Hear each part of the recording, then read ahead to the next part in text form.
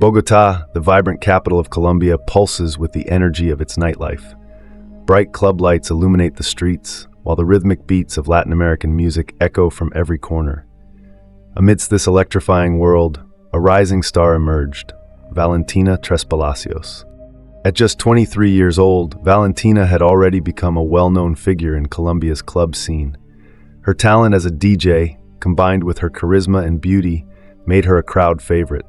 Any club she performed at was packed, and her name on a flyer guaranteed a successful night.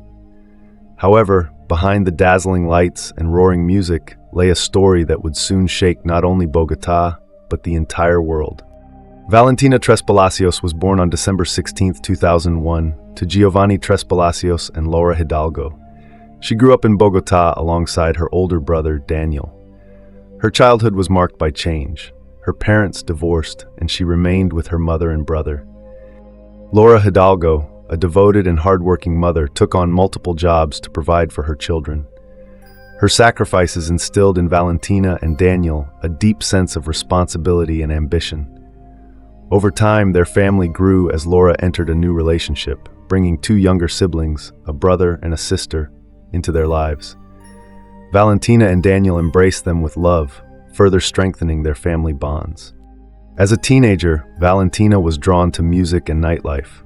At just 15, she stepped into a nightclub for the first time, discovering a world that would later become her passion and career.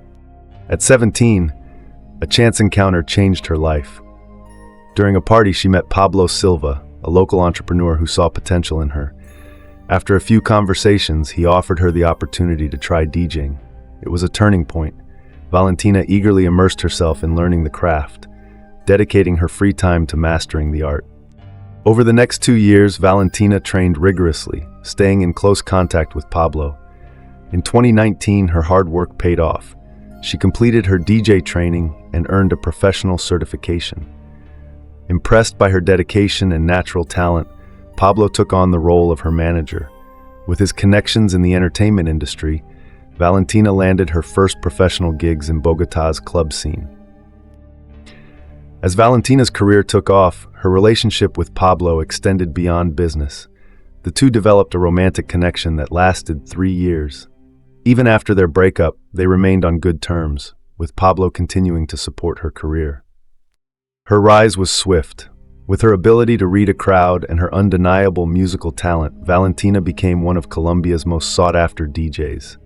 She regularly performed in top clubs across Bogotá and Medellín, drawing massive crowds. Her reputation extended beyond Colombia. Soon, international festival organizers took notice. She received invitations to perform in Chile, Mexico, and Brazil, expanding her reach and growing her fan base. Alongside her DJ career, Valentina also pursued modeling.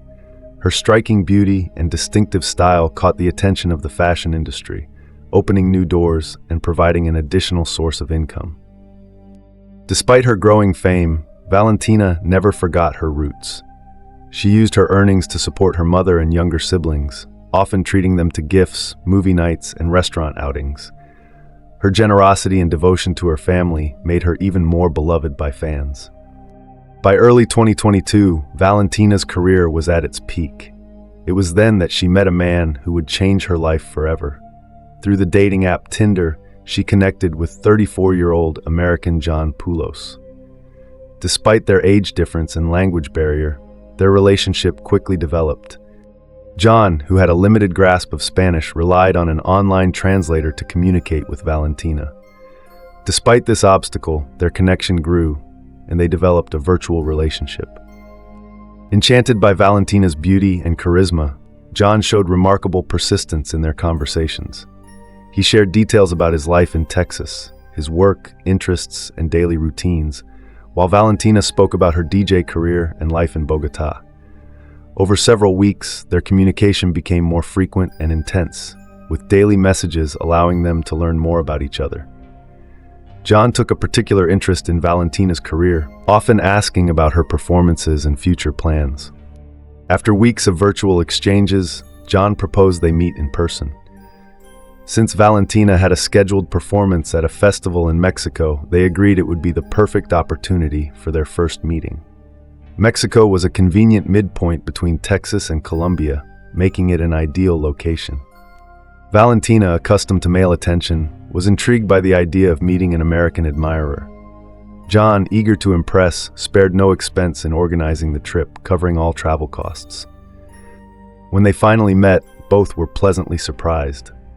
Despite the language barrier, they found common ground. John was captivated by Valentina's beauty and energy in person, while she admired his gallantry and generosity. They spent several days together, with John accompanying Valentina to her performance, where he was impressed by her professionalism and popularity. They also explored the city, enjoying local cuisine and visiting famous landmarks. The meeting was so enjoyable that they decided to extend their stay in Mexico, spending nearly 2 weeks together.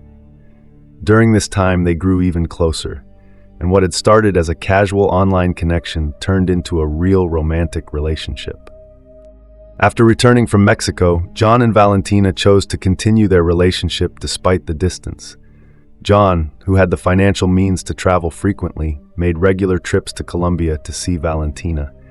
His generosity extended beyond her, impressing even her family with expensive gifts and lavish gestures. Valentina and John's relationship was marked by luxurious dinners, extravagant entertainment, and generous financial support.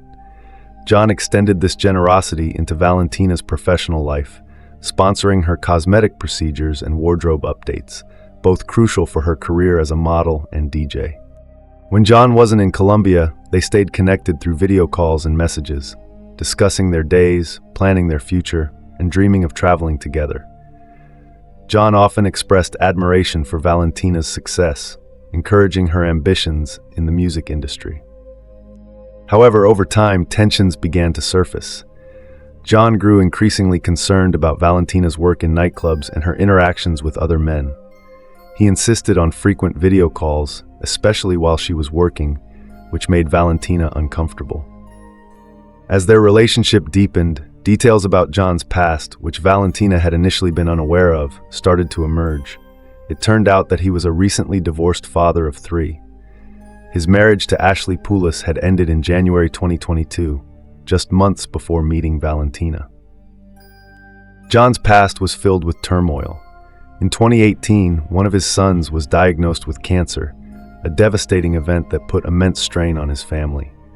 According to his ex-wife, the stress made John aggressive, ultimately leading to their divorce.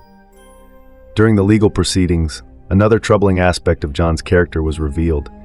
He had transferred all of their shared assets to an offshore trust, leaving his former family without financial support. Additionally, he refused to pay child support, showing a complete disregard for his children's well-being. For a significant period, Valentina remained unaware of these details. To her, John was a successful, generous man who adored her. However, as time passed, his controlling behavior and jealousy became more apparent. John, initially drawn to Valentina's fame and success, grew increasingly possessive. His demands for constant video calls intensified, especially when she was at events. He wanted to know her whereabouts, who she spoke with, and even attempted to dictate her clothing choices. Valentina, who valued her independence, began feeling suffocated. The situation escalated when John, doubting her loyalty, hired a private detective to follow her. When Valentina discovered this, she felt deeply betrayed. Her family, who had once approved of John, now grew concerned about his obsessive and controlling nature. By December 2022, Valentina had had enough. She attempted to end the relationship, feeling that John's behavior had become toxic and intrusive. Faced with losing her, John resorted to desperate measures. He admitted to hiring a private detective, claiming he had proof of her infidelity. A heated argument followed, with Valentina firmly denying his accusations. Realizing he was on the verge of losing her, John changed tactics. He begged for forgiveness, promising to change. He also announced his decision to move from Texas to Colombia to be closer to her, insisting that his presence would help him overcome his insecurities. He even proposed marriage, hoping to solidify their relationship. Valentina, overwhelmed and emotional, reconsidered.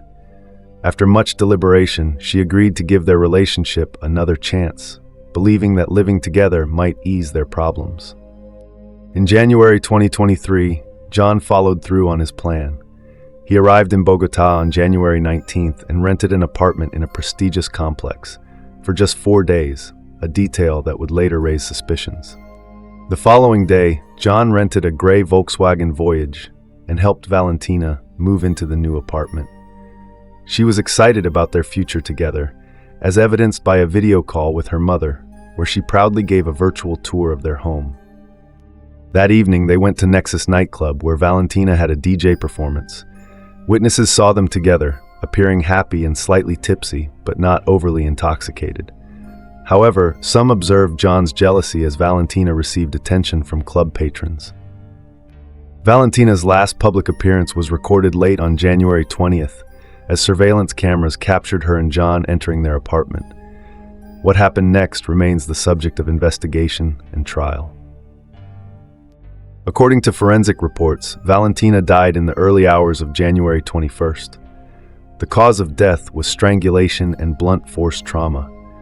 Her body bore multiple bruises, particularly on her neck, face, and arms. Abrasions in her mouth indicated the brutality of the attack. The fact that she was found in a nightgown suggested that the assault occurred while she was asleep or preparing for bed, possibly explaining why she was unable to defend herself. Investigators theorized that jealousy was the motive. John may have discovered her involvement with another man, Santiago Luna, whom she had been seeing since November 2022. This revelation likely triggered his violent outburst. However, the final picture of events would only be established in court. On January 22, 2023, around 2 p.m., a shocking discovery changed everything. A homeless man, searching through trash bins near El Dorado International Airport in Bogotá, found a large blue suitcase. It was unusually heavy and wrapped tightly with duct tape. When he cut through the tape, he found a white garbage bag stained with blood. Realizing the gravity of his discovery, he immediately alerted the authorities. Police quickly arrived, securing the scene. Upon opening the suitcase, they found the lifeless body of a young woman. Inside the suitcase, investigators also found a small black box containing personal items, including a student ID and a paper identification card. These documents quickly confirmed the victim's identity, Valentina Trespalacios. The discovery launched a full-scale investigation. Bogotá police worked to reconstruct the final days of Valentina's life, interviewing family, friends, and witnesses. A key detail was that she had missed her scheduled DJ performance at Nexus Club on January 21st. Her manager, Pablo Silva, became a crucial witness. He reported that he hadn't been able to reach Valentina for an entire day. Valentina's disappearance was extremely uncharacteristic of her. It was Pablo who first contacted Valentina's mother, Laura Hidalgo, to inform her of the tragedy. Investigators focused on gathering surveillance footage from the area where her body was discovered, as well as from places she had recently visited. Special attention was given to the residential complex where she lived with John Pulos. An analysis of Valentina's mobile phone, which was found along with her belongings, revealed numerous missed calls from Pablo and other contacts, confirming that her disappearance was highly unusual. From the very beginning, investigators focused on John Pulos due to his close relationship with Valentina and the fact that he was the last person to see her alive. His sudden departure from Colombia on the day her body was discovered only intensified suspicions. By the time police launched their investigation, Pulos had already begun his escape plan. On January 22nd, the same day Valentina's body was found, Pulos left Colombia on a flight to Panama. His actions suggested careful planning. He deactivated all his social media accounts and turned off his phone, making it difficult to track him. He also carried $7,000 in cash and multiple bank cards. His escape route was meticulously thought out. From Panama, he planned to fly to Istanbul and then to Montenegro, a country without an extradition treaty with Colombia, which could have protected him from prosecution. To further obscure his trail, he purchased multiple tickets with cash, including flights to São Paulo, Brazil, making it harder for authorities to track his movements. These evasive actions quickly drew the attention of investigators, who identified him as the prime suspect. Colombian authorities issued an international warrant and offered a reward of 20 million Colombian pesos, approximately $45,000, for information leading to his capture. Pulos's escape turned into an international manhunt. Colombian police worked closely with Interpol and law enforcement agencies from other countries to track him down. Thanks to swift and coordinated efforts, he was detained at Panama's airport just minutes before boarding his flight to Istanbul. During his arrest, authorities found a large amount of cash and multiple credit cards in his possession. Investigators also noted visible scratches on his face, which they suspected were signs of a struggle with Valentina. Pulos attempted to justify his escape by claiming he was fleeing from the Medellin cartel, which he alleged was responsible for Valentina's death and was now after him. However, investigators quickly dismissed this version as implausible. His arrest in Panama was a critical breakthrough in the case. Not only did it prevent him from disappearing, but it also allowed investigators to interrogate him and gather more evidence. Just days later, on January 26, 2023, Pulos was extradited to Colombia. His arrival in Bogotá was met with heightened security measures, as police and journalists awaited his transfer from the plane. The first images of him after extradition revealed the same facial scratches observed during his arrest in Panama, scratches that became a crucial piece of evidence, potentially indicating a struggle with Valentina. After landing, he was immediately taken to a detention center for questioning. Despite overwhelming evidence, he continued to insist on his innocence, repeating the story about being pursued by a cartel. His defense team quickly moved to delay proceedings, arguing that translation issues prevented him from understanding the charges against him.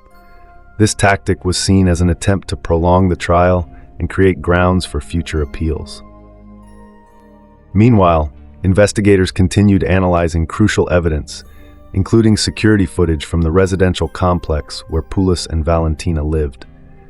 One key piece of evidence was video footage from January 19th, which showed Pulos entering the apartment with a blue suitcase, an item that would later play a significant role in the case. On January 20th, cameras recorded Valentina and Pulos entering the building together. This was the last time she was seen alive. Early morning footage from January 22nd captures John wheeling out a heavy blue suitcase covered with a blanket on a cart. He struggles to load it into the rented car, indicating the substantial weight of its contents. Further recordings track John's route through the city, including a stop near the location where Valentina's body was later discovered. These videos became crucial in establishing the timeline of events and linking John to the crime. Forensic analysis confirmed that Valentina died from strangulation, with multiple bruises and abrasions indicating a brutal attack. Experts suggested the attacker might have sustained scratches from Valentina's nails, matching the injuries found on John's face. This evidence, combined with John's sudden escape and inconsistent explanations, formed a strong foundation for the prosecution's case. As the investigation progressed, new details about Valentina's personal life emerged, shedding light on a possible motive. Since November 2022, Valentina had been secretly dating Santiago Luna, a wealthy businessman who lived in a luxurious penthouse and owned a fleet of expensive cars, an alternative to her relationship with John. Investigators suspect John discovered this affair shortly before the tragedy. Valentina's messages to friends revealed her intention to break up with John, citing his controlling behavior and concerns about their significant age gap. These findings led investigators to theorize that John, driven by jealousy and rage upon learning of her plans, committed the crime. On January 28, 2023, John Pulos faced his first court hearing, drawing widespread public and media attention. Prosecutors formally charged him with Valentina Trespalacios' murder and evidence concealment. They emphasized the brutality of the crime, presenting key evidence including surveillance footage and forensic reports. John's defense immediately attempted to delay proceedings, arguing that his detention at Panama Airport was illegal and that his rights were violated. His lawyers also claimed a language barrier prevented him from understanding the charges. John's demeanor in court raised concerns. He laughed at inappropriate moments, prompting a reprimand from the judge. Many perceived his behavior as a sign of disrespect. Prosecutors argued the crime was premeditated, noting that John had rented an apartment for only 4 days, contradicting his promises of long-term cohabitation with Valentina. With the severity of the charges and the case's international nature, the trial promised to be lengthy and complex. If convicted, John faced up to 40 years in prison.